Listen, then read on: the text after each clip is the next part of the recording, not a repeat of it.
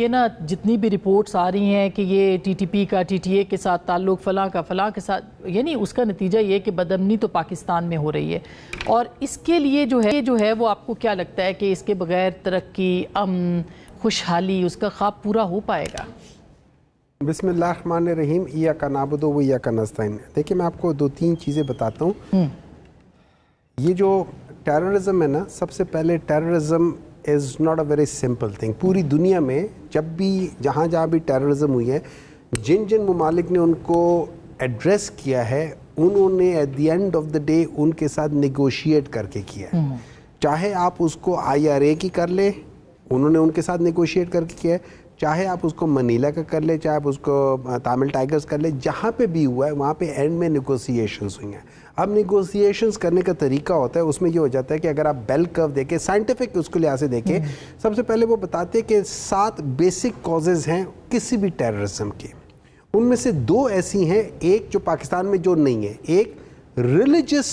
بلیفز کے لحاظ سے، کہ جیسے ہم کہتے ہیں کہ بعض ملکوں میں وہ ریلیجس بلیف ہوتا ہے۔ نمبر 2 کہ جس میں ایک آکیوپائڈ فورس ہوتی ہے، جیسے افغانستان میں تھا۔ پاکستان میں یہ 2 چیزیں نہیں ہیں۔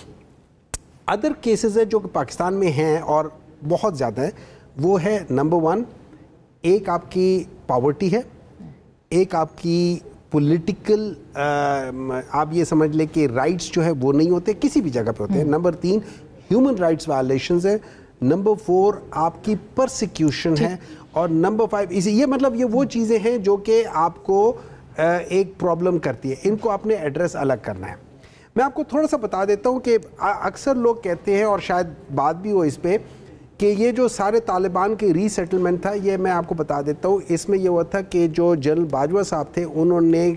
عمران خان صاحب کی گورنمنٹ میں انہوں نے کہا تھا کہ ہم لے کر آتے، جس میں مراد سعید نے کیبنٹ میں 4-5-6 سوالات اٹھائے تھے۔ انہوں نے کہا تھا کہ اگر آپ ان کو ریپیٹریٹ کر رہے ہیں، کہ آپ نے 80,000 فوجیوں کے فیملیوں سے پوچھا ہے کہ آپ اس کو ریپیٹریٹ کر رہے ہیں؟ کیا آپ نے جو وہاں پہ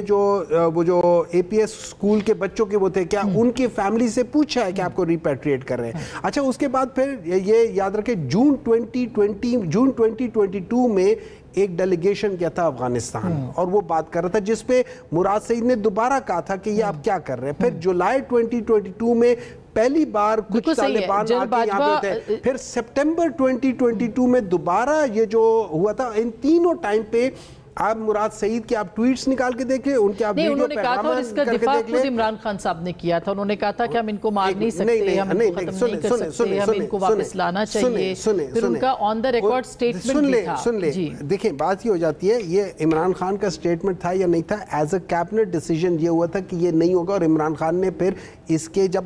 جب آپ ڈسکشنز کرتے ہیں، آپ کو آ کے چیف آف آرمی سٹاف اور آپ کے جو انٹیلیجنس سروسز کا ہیڈ آپ کو ایک بات بتا رہا ہے، آپ ان کے ساتھ جاتے ہیں، پھر اس کو کیبنٹ میں لے کر گیا، کیبنٹ میں جب اس کی مخالفت ہوئی تو عمران خان نے پھر اس کو انڈورس نہیں کیا تھا۔ اس کے بعد یہ سارا کچھ جو ہوا تھا، سٹارٹ اس کا اس وقت ہوا تھا، اس میں کوئی شک نہیں ہے، سٹارٹ اس وقت ہوا تھا، لیکن یہ تقریباً اینڈ آف 2021 کی بات ہے، لیکن اس کے جو امپلیمنٹیشن ہوئی تھی started after June 2022، not before that thing Imran Khan نے، اور اس میں ایک بہت بڑا کردار مراد سعید کا